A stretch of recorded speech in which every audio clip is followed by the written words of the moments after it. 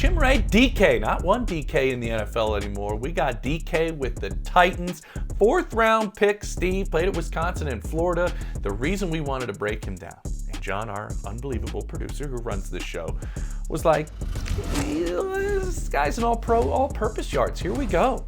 This was an all-pro, guy that returns kicks, guy that returns punts, kind of an outstanding season in terms of special teams, but he's so much more than that. So we'll touch on all of it.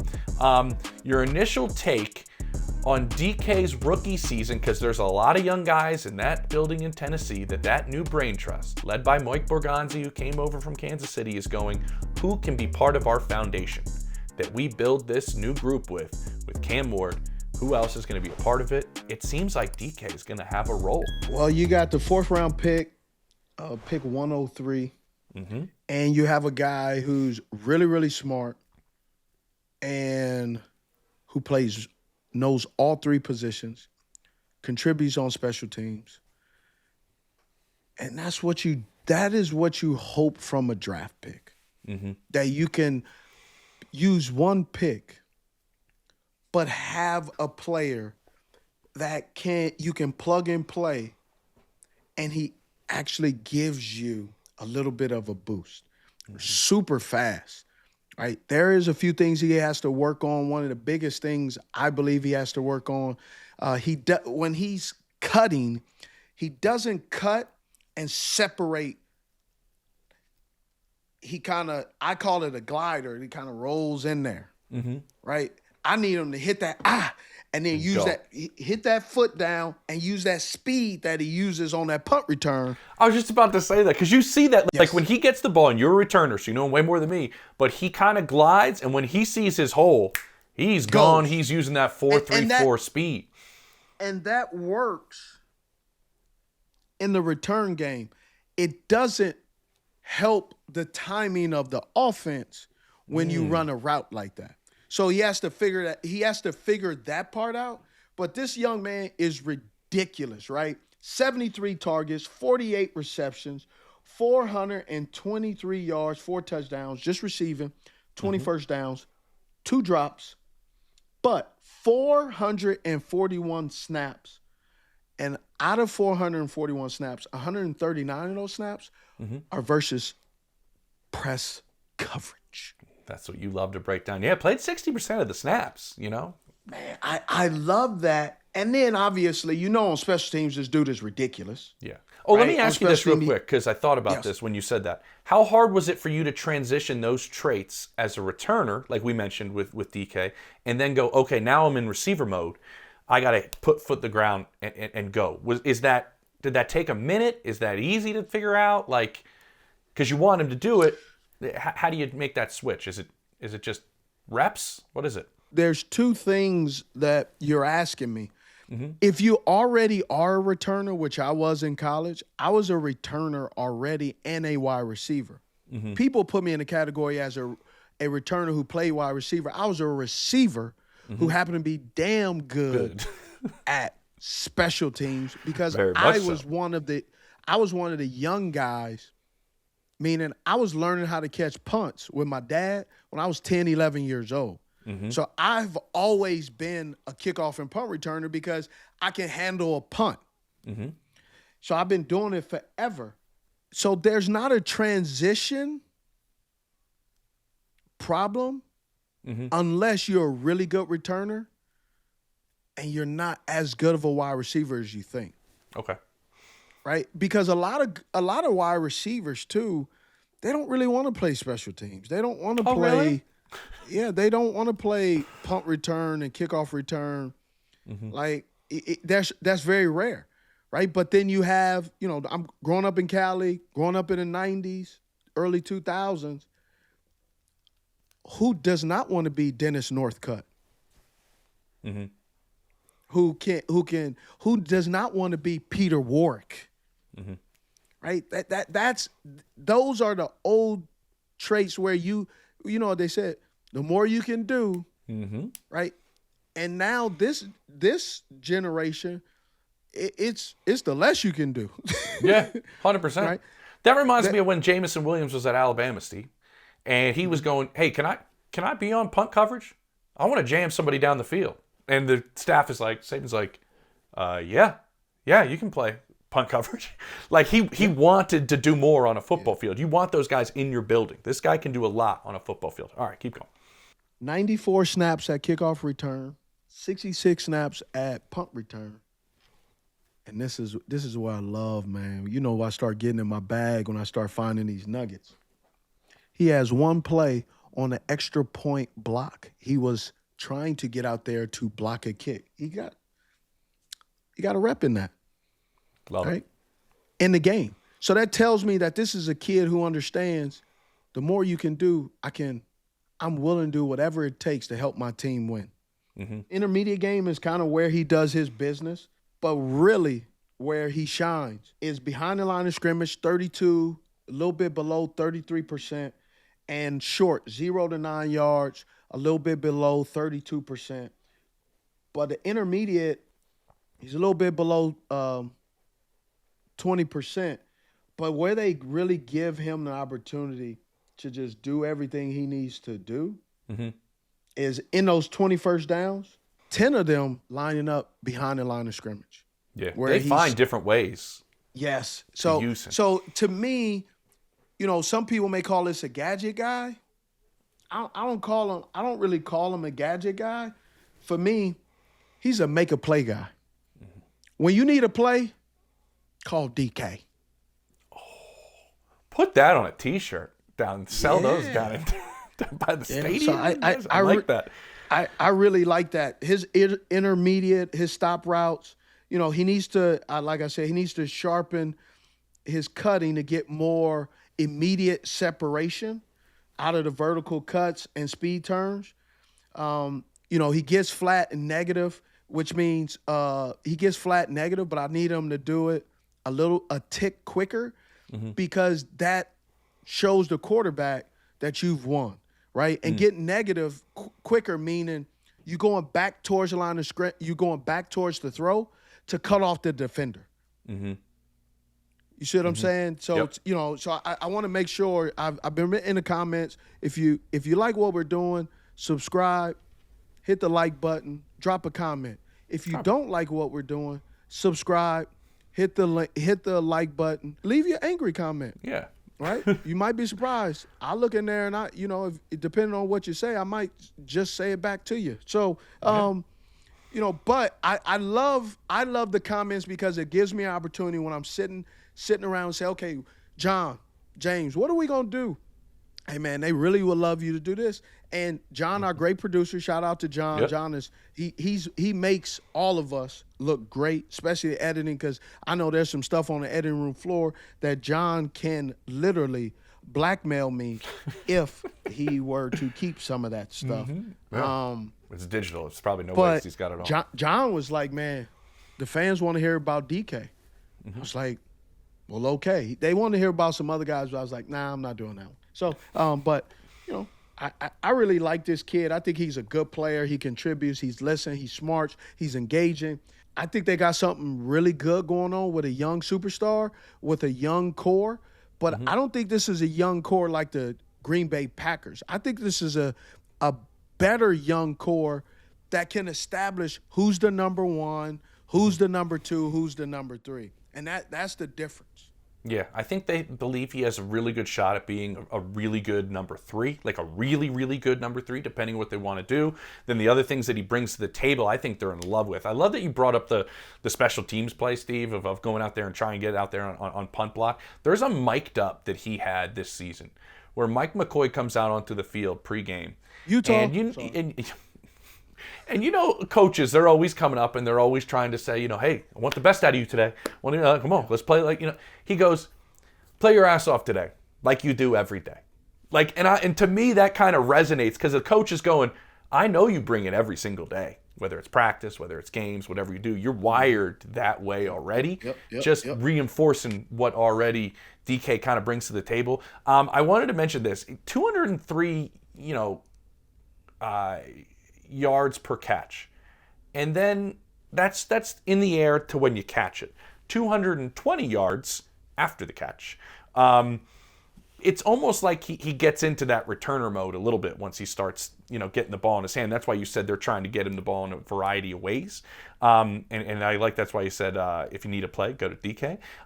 These are kind of the notes that I got, and I wanted to know if these are kind of similar to yours. Okay, can run away from man. Yeah. Okay. Very good returner. Obviously, we know that. It was unbelievable. I think we all need to know that there was 2,427 all-purpose yards this year. That led the NFL this season. Say it again. Yeah, 2,427 all-purpose yards. Well, I mean, you do return a lot of kicks when teams score a lot of points on you. But anyway, that's true. but hey, that doesn't necessarily mean that you're going to have a good returner. No, it doesn't. You got to do something with it. Don't miss the blessing right there now. That's true. That's true. Another crack hat. Flashed downfield ability. I think we saw some balls downfield, whether they connected or not, that he showed some ability to get downfield. Good hands. Needs to refine the route running. That's very similar to what you were saying about in and out of some of those breaks. So I love when we get information, everybody who's listened from 2 different places or 3 different places or 4 different places, and when it aligns, it kind of feels like we're kind of on to something here. I like this one, and I want to know what your thought was, because this is a Steve Smith trait. He's really tough and will make all the plays in traffic. I think that's what you want out of this type of player. Let me tell you, that's a unicorn, and especially a 4th-round draft pick who's already playing special teams. His willingness to go in traffic, secure the football, and try to get somewhere. Mm-hmm. You see a lot of players today where they're catching the middle of the field, and they give themselves up. They don't even try to get back up, right? Or they're catching it and they're running to the first. They're running to the first sideline like a kid running to the bathroom coming out of recess, right? This drives you nuts. I know it does. I get text messages. I get calls. But I love what DK brings to the table, and I just think that he has a tremendous upside. Now the question is going to be is how and what he will do in the offseason to build upon that. Don't get lost in the sauce of reading your own press clippings or watching your own videos of highlights of what you've done, and get back in the lab, because you can impact this offense even more, right? And when you said he's a solid number 3, man, the first name I came up with is I can see him being a Danny Amendola. Okay. Where Danny was a great returner in his own right. But then you go, man, this dude caught 100 passes one time. Yep. And then he caught 50 passes. But my point is, he can give you something. If he's on the field, you can count on him. That's a great point. And that's similar to some of the other stuff. Go watch our episode on the Panthers offense where we talk about Jimmy Horn Jr. That's a third option sometimes, Steve, right? And if your options are limited, go make the plays when you go get the opportunities. That's when you thrive in that type of role. And you're right, Danny did that really, really in big moments. They went to him. Just because you're a third option doesn't mean they don't trust you. Doesn't mean they don't trust you in big moments. That's the part young guys don't realize. They're concerned, I'm 3rd and 4th on the depth chart, and I only get 15 plays a game. But yeah, bro, the 5th and 6th guy on the depth chart, he's in street clothes. Yeah. So don't get it twisted. You're having an opportunity. Take advantage and make play after play, and then you can earn a little bit more. So, being a number 3 or number 4 on the roster today is not a negative, because you just like how DK, how Alec Manor have become really good is because Calvin Ridley got hurt. And these guys now, next man up. And by having a next man up, opportunity. Yep. Hey, if you're not making plays, Steve, we're not talking about you like this, right? So build on it. Big thanks to our sponsor, BetterHelp, for partnering with us and bringing us all together for this important conversation about mental health. My mental well-being is extremely important to me, and especially important to the people in my community. Myself and Cam Newton, we're going to talk about it. Check this clip out. Have you ever felt understood? My natural response is no. I think I really haven't understood who I was until maybe the last couple of years ago. When I played, I had a sports psychologist. How do we lock in for performance? How do we look at it as data, no emotions? But I didn't have a psychologist who I was able to kind of dig deep and start to pull up some of the things that were rooted inside of me that were causing me to be distant. Childhood stuff or just? Man, all. If it's a B, C, it's D, all the above. There's a lot of aspects of my childhood growing up that I did not realize it affected me because I just carried it, packed it in, and just keep on going down the street. BetterHelp gave me the opportunity to look in the rearview mirror, not go backwards. Visit betterhelp.com/89. All right, before we go, Steve, we know what we do at the end of these each and every time. It is the rookie report card. Here we go. Let's start with route running. Route running, I would say I go with a C. Okay, that's all right. Because the reason I give him a C is because his willingness to go across the middle, his willingness to do a lot of things, his responsibilities, they put a lot on him because he has the bandwidth and his willingness to learn that he learned all three positions. Big. However, for how fast he is, his deep plays or explosive plays of receiving a football, a lot of that is built on a short catch, getting going, which also means that's a mismatch, right? He's going against linebackers. He's going against the third and fourth corner, which is fine. But they're not able to utilize his speed and the vertical pressure that he can apply to the defense without the football in his hands. So that's why I go with a C. Okay. All right, it's been an interesting year in Nashville, Steve, with a lot of interchanging parts, obviously within that receiver room. And you mentioned Calvin Ridley going down. By the way, 4.34 speed, by the way, for Dike. How about role acceptance? Because, man, there's not much he didn't do. Role acceptance. I give him an A+, man. Yeah. His role acceptance is, okay, coach, I'll do it, but let me do some more. Right? Let me go ahead and learn all three positions, not because the coach told me to, it's because I want to. And you talk about Calvin Ridley, just a little small note. I don't see the Tennessee Titans retaining Calvin Ridley, not because he can't play. Calvin Ridley can play. He's not the player he was coming out of college, right, for the Atlanta Falcons or the Jacksonville Jaguars. But what he gets paid and his production and his availability and his effectiveness, it doesn't align. Big dog for this guy, who is, by the way, I want to say 6'1", 193, I want to say. Yeah. What do we got for big dog? Ability? So for big dog, this is where it kind of can get a little, what we say, fuzzy, wonky. Cattywampus, because, like you like to say. Yeah, because big dog is, the term we use of the big dog is more of, can he be the number one? Yes. He's not the number one. Can or does he have the tools to become a number one? I'm not gonna say no. Okay. Let that man eat. He's willing to try to block a field goal. I'm not gonna sit here and limit him. Yeah.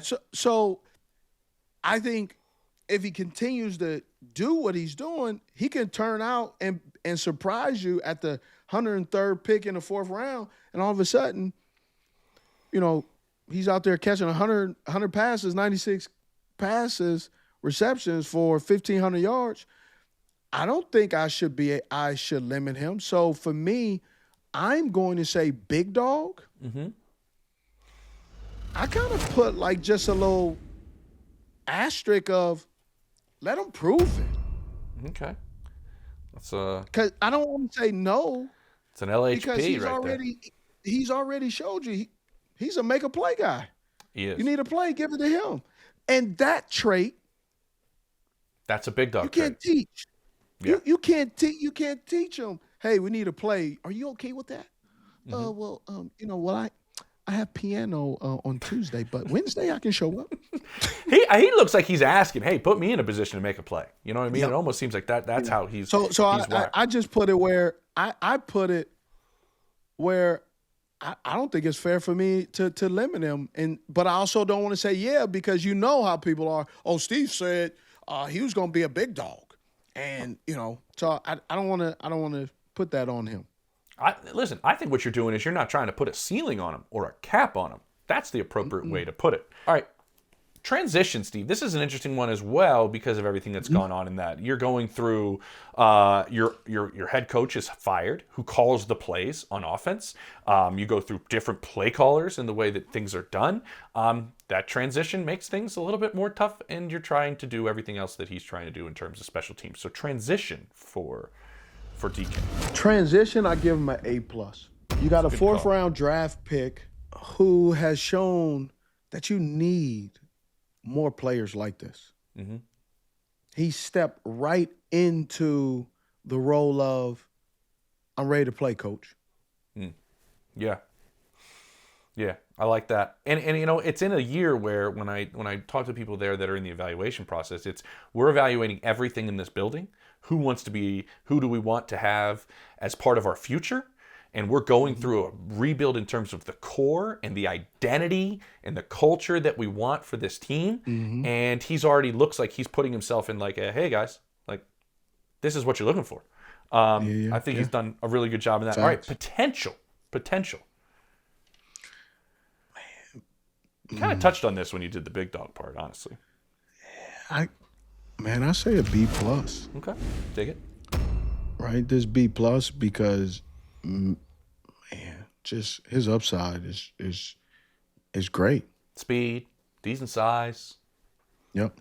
Yep. All right. So overall, for Dike here is B+. That's what I'm going with. I like this. Yeah. I like when we do these, man. And I like when we get out here and we get a chance to evaluate somebody that went out and like you mentioned, 4th round pick, 103rd overall, goes out there and has a really good rookie season. Again, an all-pro season, a Pro Bowl season in his rookie year. I think that's awesome. B+. Excited to see what he does moving forward.